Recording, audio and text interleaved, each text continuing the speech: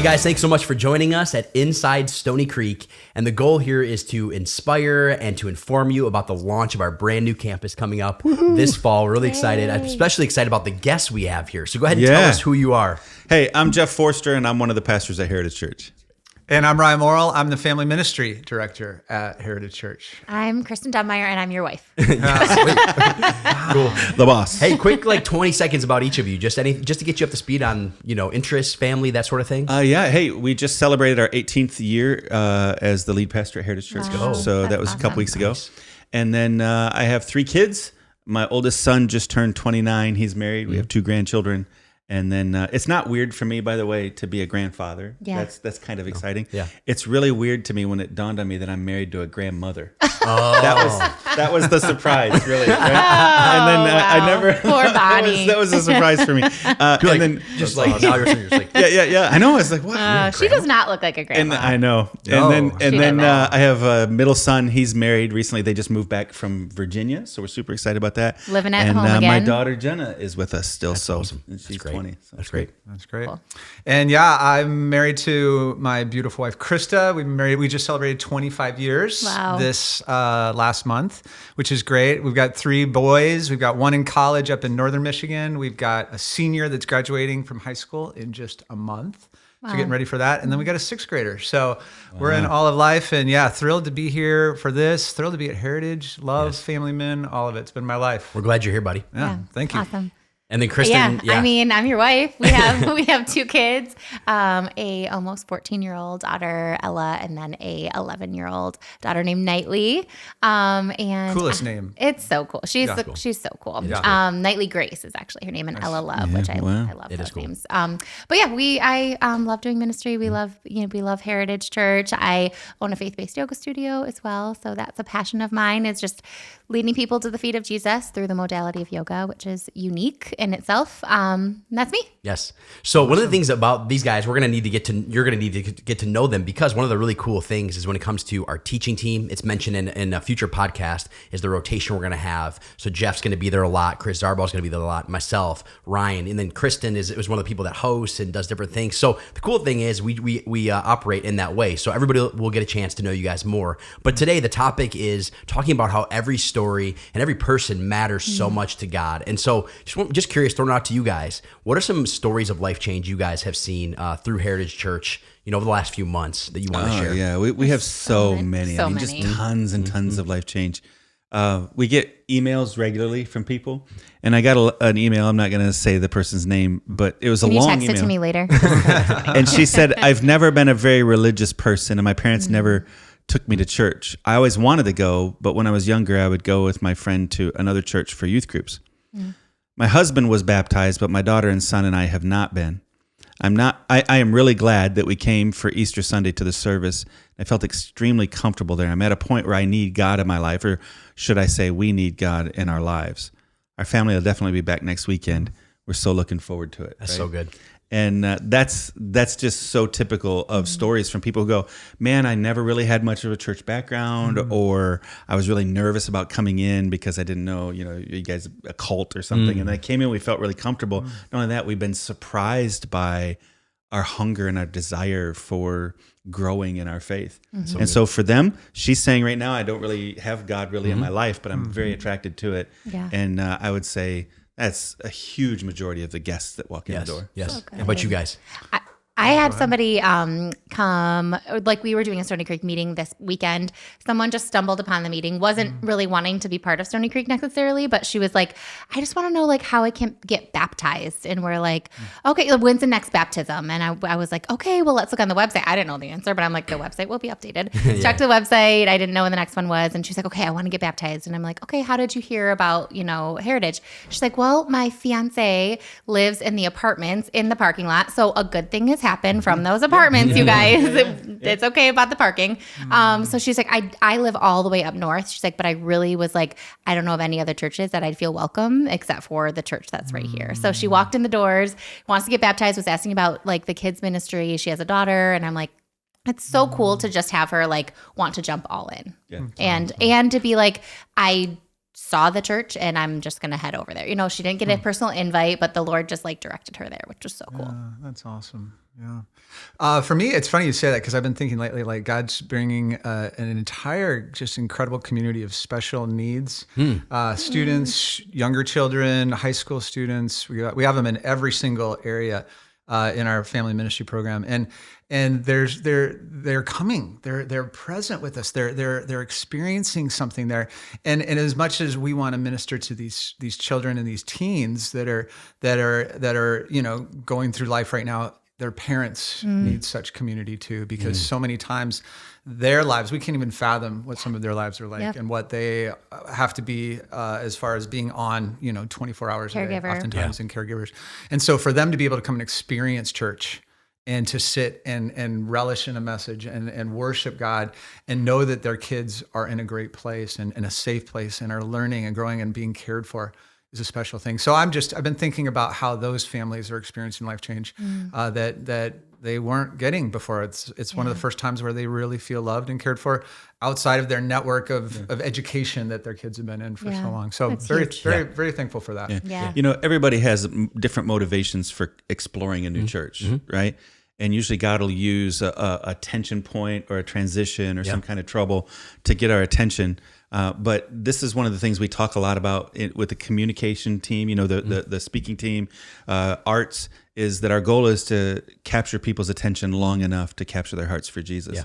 And so ultimately, whether it's a need for community or they're struggling just with knowing where to go next in life, ultimately our goal is to capture their hearts for Jesus. And that's what we see over and over and over again at Heritage Church. And why do you think that God's heart is for those who are so far from him? Even if you have scripture examples or just something where we just know that that's God's passion and we're trying to live that out.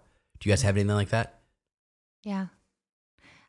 I mean, if you read the stories of Jesus, you read about him in scripture, like he's always going after the people who are not necessarily like the religious people. So you see him meeting people right where they are. So he meets the woman at the well, and he meets the people who are needing like his healing and his love. And so that's why we love people. That's why we do the things we do. That's why we try so hard to create a community that is not our doors say no perfect people allowed. Can we get that at Stoney? Can we somehow get that? Like, no, we're just going to have like taped, like. Just leave it up all week. Right. And then the kids are like, the students. So, I mean, I think the more I get to know who Jesus is, the more I know what a God we serve that truly is after the hearts of people right where they are. Yeah.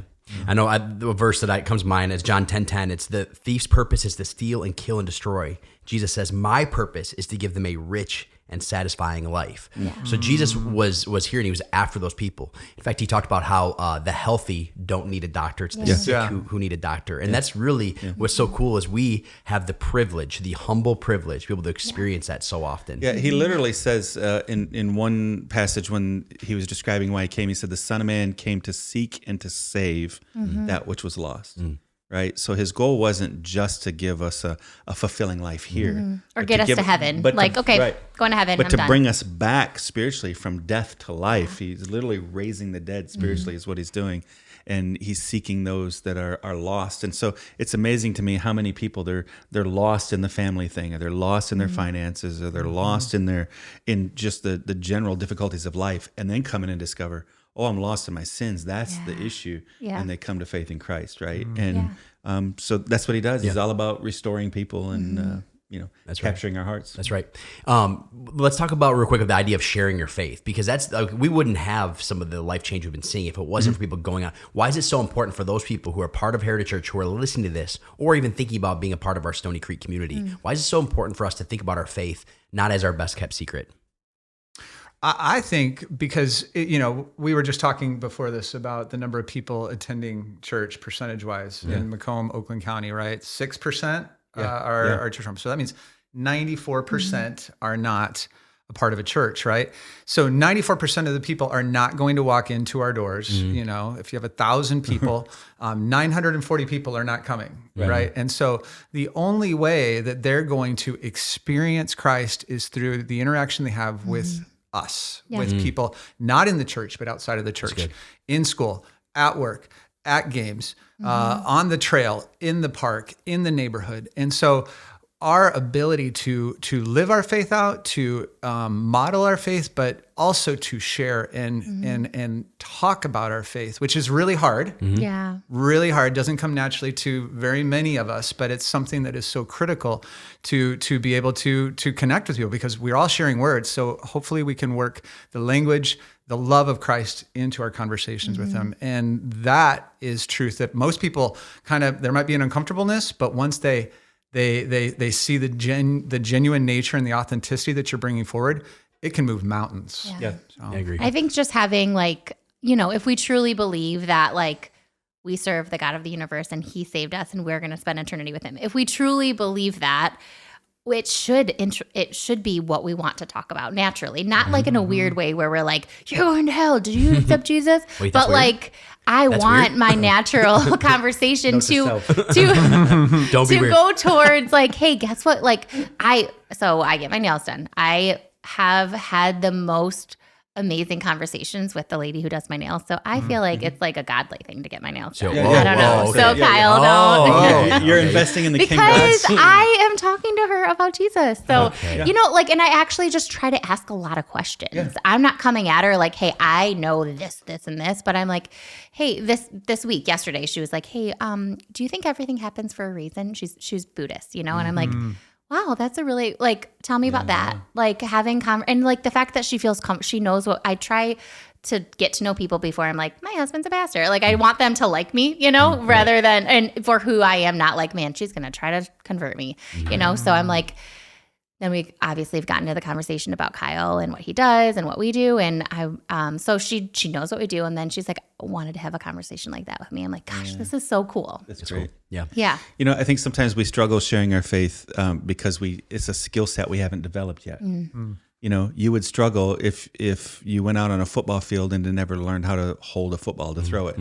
Or whatever. There's repetition to a thing to begin to develop a skill. And then there are some basic tactics, right? How to hold the ball, where to hold the ball, how to release the ball, all those kinds of things.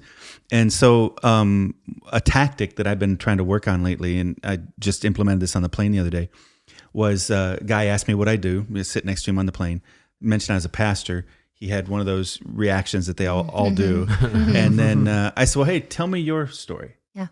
And he began kind of unpacking some, I wasn't very religious, all these kinds of things. So, well, let me tell my story. And then I just in 4 minutes told my story, a little bit of abuse. And then, just trying to find purpose, feeling abandonment. When I met Jesus, everything changed in my life. And he's like, well, that's really incredible. No wonder your faith's so important to you.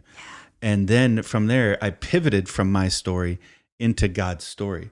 So the tactic, really, the skill set. Yeah. It's not a tactic, but the skill set was ask about his story because he was interested in a spiritual conversation. Yeah. And then I told my story rather than preaching at him, just say, this is how God changed me. Yep. Then from that, he wanted to know more about what does that mean? Sure. And then I get into a 5-minute conversation about God's story. So in that moment, he didn't, heaven didn't come down and he didn't suddenly, come to faith, but it wasn't a weird conversation for him either. Yeah. Right? Yeah. And And because how he was participating yeah. with it. Yeah. And people it know really- if you're being genuine, they can feel it. Absolutely. And we have a class for sharing your faith, right? Sure. At Yeah. Heritage. 401. So if people are I don't know how would I even start to do that? 401. And you mentioned the skill set that does give you some tools in the toolbox for how you can share your faith. Yeah. But I do think a lot of times people are so nervous because they feel like they have to come prepared with verses. And Yeah. the Bible does say you have to be ready and prepared to give an account for the hope that you have. So you have to be ready to share your faith. But at the same time, single greatest skill I ever learned about that was, I don't know, but I know somebody who might. Yeah. I'll ask Admitting them and we I'll get don't back to you. know is Yeah. so Legit. big. You don't have to have all the answers. All you have to say is, Yeah. that's a great question. I don't know, but I know somebody who might, and I'll get back to you, which gives you another opportunity for another spiritual Sure. conversation. Yeah. But I'll say, I don't know the answer to that, but I know somebody that might. I'll get back to you, and then if you remind me when we're done, I'll make sure I write this down. It pulls me back into the conversation Yeah. we were. yeah. In the But I like that you even are asking somebody else to share their story because so often we feel like we got to perform something, Right. We have to show up and do something. You kind of put it to him, and that was really cool. So let's just for a second, because we're talking about the idea of the fact that stories, that people matter to God, just celebrate for a moment. 407 baptisms that we had the privilege to be a part of last year, Yeah. and then we had even recently, just in the new year, a lot of people were seeing life change. What is that? What is the significance of those numbers, or just what God is doing when it comes to the baptisms and new life? That's great. I mean, that it's a lot of people. And some, like, I think maybe some people will be like, oh, cool, it's a big church. But like the fact that there are that many, when in the average American church, right, it's like 1.5 people get baptized. So like one pregnant lady gets baptized every year. Right. That is something to be celebrated. Like it's just to see.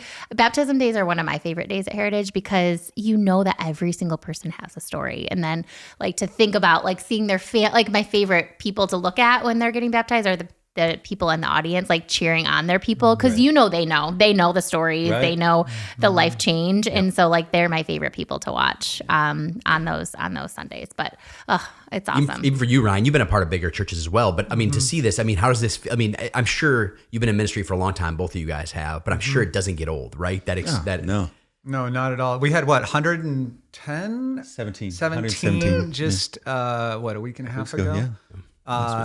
That's amazing. I mean, it really is. And it's neat too. So I get the privilege and honor of being there when children and some of the teens, want to go under it. It's so fun, right? Because, they, the water and dunking them under and all that, and holding your nose. I mean, I get into really, gritty details with them on how this is to do it right. But for them, the excitement of really grasping who Jesus is to them, and that this isn't just a box you're checking on Sunday, but to see him coming to life in their heart is such a beautiful thing. And I'm honored and just amazed to be a part of that, and want to see more and more kids doing that. But God has his timing. God has his place in it. If they don't do it when they're a kid, they're going to do it when they're older. And obviously we have tons of adults that are coming to make that choice, hopefully, for the first time in their life. So it's for me, everything worth doing is hard. Everything is hard. We always expect it should be easier, right? Especially the good stuff. The good stuff, marriage should be easier. Raising kids should be easier.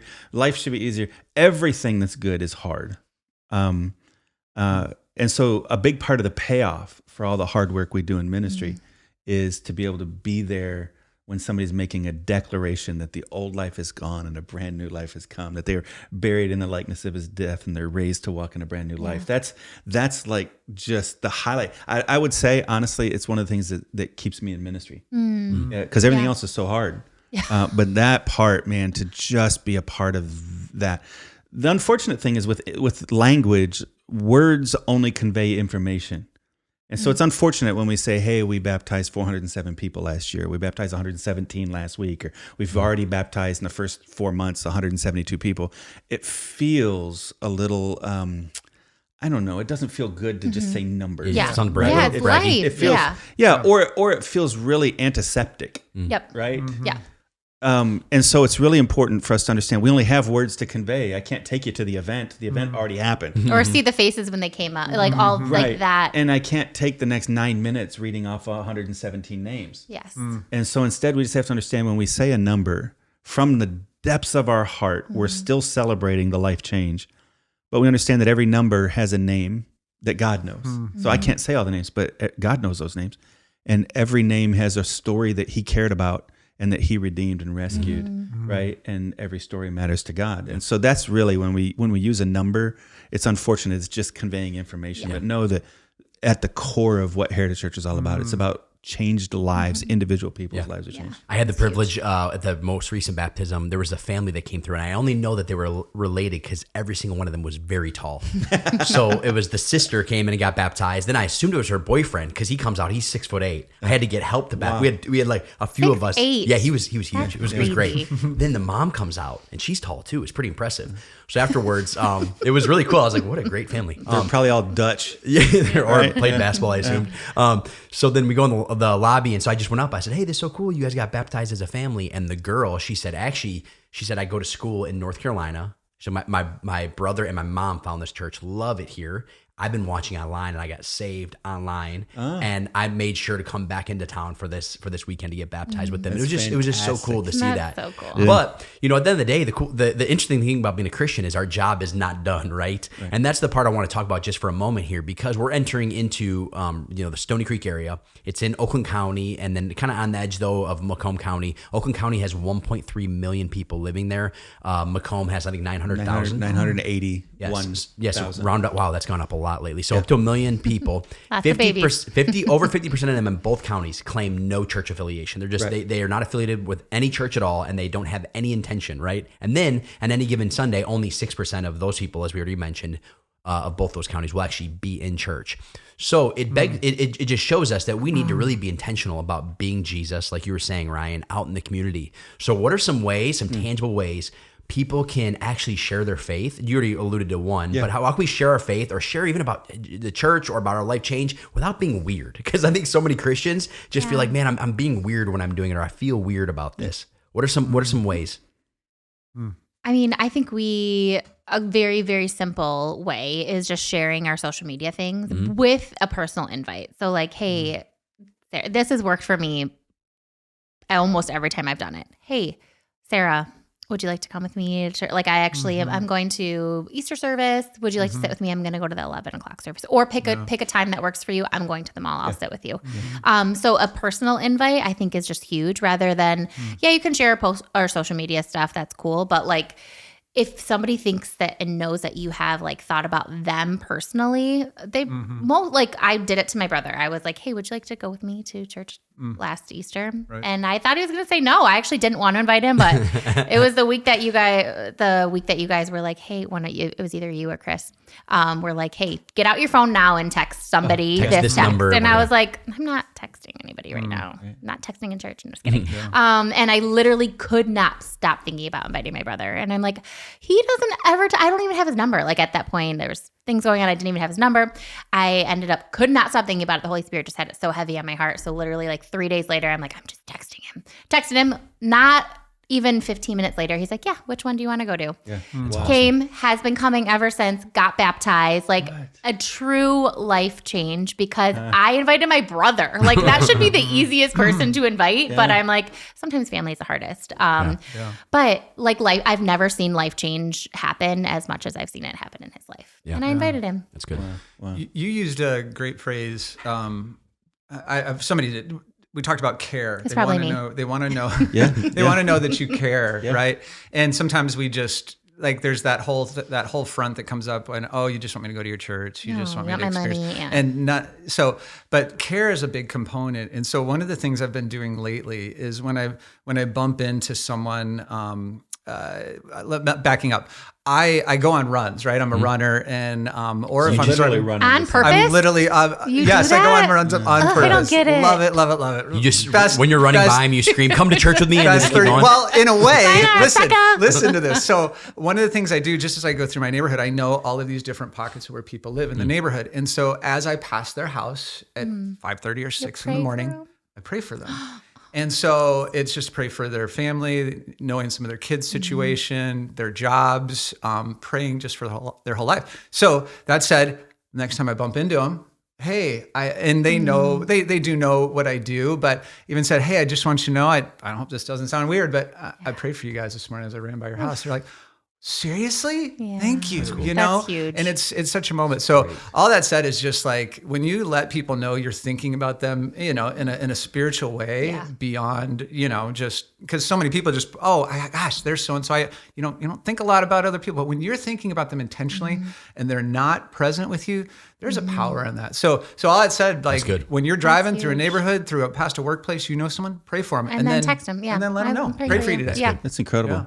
I was going to mention the same thing, except not running. only a prayer walk. Literally, you've heard of prayer walks before, haven't you? So we were just in Egypt, and we were teaching them about this idea of target an area and walk through that area and pray over that area. Right, begin to do spiritual battle. You know, before the American military invades a place, we go and soften it up with an air war first, right? Mm-hmm. And so I kind of think of prayer that way. Right. So we were teaching them go in and walk the neighborhood, be praying.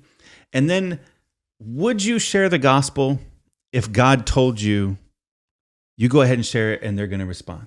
I'm going to go ahead of you and I'm going to set up an appointment. If God told you I'm going to set up an appointment for you to tell people this person about me, would you tell them? I think most of us would say, yeah. So then if you've done this prayer walk and you've walked through an area, and then you begin to pray for each home and you begin to pray for the people you're seeing. A time or two later, if you run into that run into a person, that is the appointment. Yeah. Right? Especially if you're saying, God, give me an opportunity for a meaningful spiritual conversation today. Then if you've been asking for a meaningful spiritual conversation and you're walking through that neighborhood over and over and over again, praying over that neighborhood, and then God gives you an opportunity to talk to some guy, then all it is connecting the chit chat to the gospel in some way, right? And so it's strategically thinking that through, getting into, hey, tell me your story. Did you grow up here? Whatever. Did you go? Where do you go to church? Right? It's not hard to bridge that gap. Sure. But then at that point, because you've been praying about that area for so long and asking God for a meaningful spiritual conversation, when that conversation comes up and that person gives you an opportunity, that was their appointment. Right? That's good. And then you represent it. It changes the way I think. If I get up in the morning, hey, God, I'm going to the airport today, give me a meaningful spiritual conversation. And then somebody starts having a conversation with me, I go, okay, this isn't me. You're not. That's God way out ahead of me. Way Well, out. it's trusting him too, that he'll give you the words and that he will, like already have been preparing their hearts for it. You know, in the Old Testament, the Israelites were going into battle, and God said, I'm going to go before you. And he sent this whole swarm of hornets in to soften up the battle. Remember, God went out ahead. And if we can think that way, that our prayers invite God to go ahead of us and prepare that heart, then it's not your weird words. Yeah. And that person's already And ready to we hear just you. don't have to use weird words either, you know? But That's the cool we thing. can feel weird about it. And Totally, it's not weird yeah. to that person because God's already been softening their hearts. And back to your story on the airplane, I need to pray when I go onto airplanes that I just want to talk to people because I'm the guy in the corner me that too. like, do not make eye contact with me. Do too, not get me anywhere too. near yourself. I just want to get there I as quickly admire as I that you possibly can. even made that step. And I'm learning I something try from not you. to. Well, you travel a lot. Yeah. One thing I would say too, the idea of not being weird. I think what happens so often is that Christians, and especially when they're young in their faith and well intentioned, a lot of times they remove themselves from their old, and for some of that's good. You want to stay away from certain, maybe bad influences, Especially the bad habits. Yeah, and bad things. habits and that sort of thing. But I find it interesting that Jesus himself was referred to as a drunkard and a glutton. I don't think he was. He didn't sin. No, he was not a wasn't. drunkard. Right. He was not a glutton. But at the same time, he was spent time around those people. And so He was a friend of sinners, is what they say. he was a friend of sinners. And so I think at the same time, when you think about inviting people to church or you think about inviting them into a faith conversation, it could be the people that you play on sports teams with, the people that you Get your nails work done with, with. the people you get your nails done. Yeah. Like try to think of those people. Bring it back up again. Yeah. A Target again, You guys, this is the crazy thing. I go to Target just sometimes to get laundry, so whatever. Okay. So Sometimes there's a 5 times a lady, week. a lady that has she's worked there for years. She's a cashier. The other day I was there and the girls were like, "Is she your friend? Like, does she go to yoga? Like, how do you know her?" I'm like, "No, she just works here and I know her." And I'm like, "She's going through chemo. I wanted to, They're like, "Mom, I'm like, I truly am praying for her. Like, I don't know. She doesn't know what we do or that we are at, Heritage, but I'm like, I love her because she's my friend because I see her often. And also she's going through something and I will eventually invite her, but I'm creating this relationship with her and showing my kids that you can love people, not just on Sundays when I'm like, hey guys, hi, but also when I'm every other day of the week when I'm like brushing shoulders with people at Target. Yes. That's great. And I do think it's so important, even though we're talking about the idea of relationships, right? But the really cool thing is we're going into Stoney Creek High School. And it just, for the people who are listening to this, who live in that area, maybe they live in Washington Township or Rochester Hills, or maybe they're in Utica or wherever it may be, and they're thinking that this is like, the really cool thing is now they have something to invite their family and friends to that's right in their neighborhood. So that's why we're going to do family events. We're going to have a big fall kickoff in September people can invite their friends to. And it's usually on those days, as you read that email earlier, a big day like that is a great way for you to invite your friends, invite your family, invite those who are far from Jesus, and just say, hey, come try this with me. Come try it out. Come see what you think. And so I'm really excited about that. And our goal isn't to get other people to leave their church and come to our church, right? That's not. Would we be mad if they did? Yeah, well, Just Jesus kidding. called us to be fishers of men. He didn't call us to swap kidding. fish from tank to tank. Yeah. Right. He invited us to go Grab catch it off somebody else's hook. new fish. Yeah. Right. Yes. So we're not in competition with other churches. Yep. What we're trying to do, we're in competition with what the devil's trying to do to distract families in the community, right? And so reaching people who normally, the easiest invite is to invite somebody from another church to come into your church, which is better. Your church is better. Yeah. But to go reach somebody who does not yet know Jesus. And this is what Andrew did. He met Jesus and he goes to Peter and he says, hey, Peter, just come and see. This is what Nathaniel did when he went to Philip, and he goes, "Hey, just come in." Or Philip did when he went to go to Nathaniel and said, "Hey, just come and see." And that's really one of the great tools. That and printed material of some sort. Are you guys going to have Yes. printed flyers and stuff? So my family, my dad became a Christian because he found a little piece of paper that explained the gospel in the bathroom floor at a factory owned by General Motors. Wow. I don't know who picks up little pieces of paper on the floor in the men's room. But because of that, my dad gave his life to Christ. My mom did. I did. My three brothers did. All three of my brothers and myself are in the ministry. And it's tens of thousands of people have come to faith because some guy left a piece of paper that explained the gospel in the bathroom. Or it fell out of his pocket. So a personal invite with a piece of paper, might feel it's really silly, but it transformed not just our life, but tens of thousands of people's lives. That's great. Well, in this season, we're coming up on with Stoney Creek and fall launch and whatnot too. There's something so exciting and attractive to invite someone to something new, right? Yeah. We all Yeah, are that's a good interested point. in the new, and that can have downsides too. But we're in a really new season. I think that's why the church always needs to find the new, right? That we need to keep ourselves fresh. But people are going to be, when you say, "Hey, there's a new church, there's a new opportunity, there's something new happening right here at this corner of town." People are going to be intrigued by that. They've not experienced it before. They don't have any preconceived notions about it as well. So we have a really good opportunity. Every single one of us, everyone listening to this, you have a great opportunity to invite to something new, and people are curious about that. Yeah, that's great. Well, I'm really excited about this, and I'm really excited to be on the journey with you guys. And I'm excited to see how, God just continues to bless and continues to do what only He can do. And I'm just humbled to be a part of the journey. Let me give everybody one idea. Sit down right now and and write down the words family, and then write down the word friends, write down the word coworkers, neighbors, acquaintances. And then write 5 names of people who don't know Jesus for each of those 5 categories. And you'll have 25 people to be praying about and targeting. Wow, that's to really invite, good. right? To invite Jesus to capture their hearts. Yeah, right. That's great. And that's I think it's incredibly strategic to have specific people that you're thinking about, and that's a simple way. Just those five areas. Good. Well, hey, that was a great conversation, and I hope you guys enjoyed this episode of Inside Stoney Creek. Come back and listen later, because I'm going to have these guys and Kristin on a future episode of the podcast as well. So we'll see you guys later.